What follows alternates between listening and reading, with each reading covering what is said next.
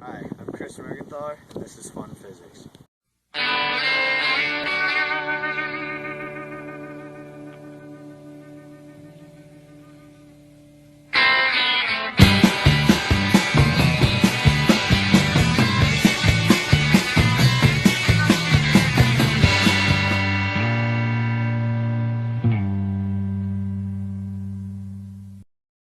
Welcome kids to today's episode of Fun Physics. Today we will learn about forces and motion. Force is a push or pull on an object. For example, I push Chris, or I pull Chris, and punch him.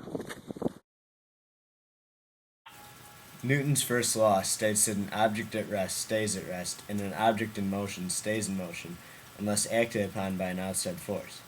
For example, this soccer ball here is at rest because no outside forces are acting on it. But if I were to kick this soccer ball, I would be adding an outside force to it that would cause it to move. Like this. Ball hit me, and I hit back on the ball with an equal force. That's an example of Newton's third law.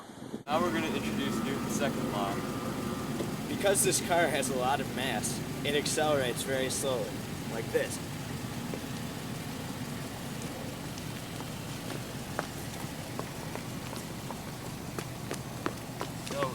This is also an example of Newton's second law.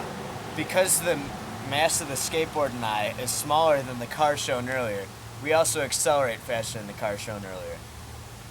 I want a skateboard!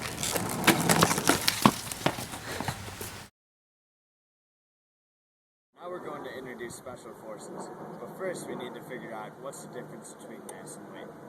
Mass is the amount of stuff you're made of, while weight is how much the earth will stop you. Our first special force is normal force.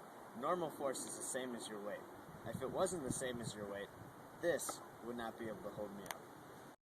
Tension is a support force, and the tension in these chains are equal to my weight, and the tension's there even though you might not be able to see it.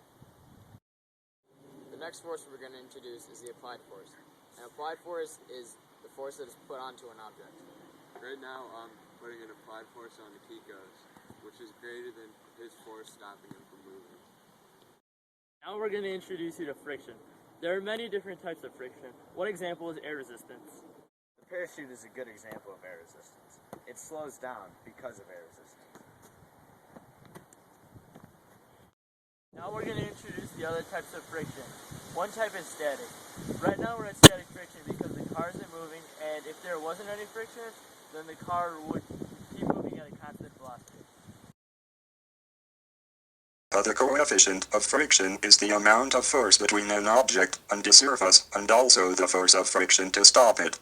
Its symbol is the Greek letter mu, which sounds like the Pokemon Mew. For joining us for another episode of Fun Physics. And remember, don't try any of these things we did in this show at home. We're what you call experts. Go Penn State.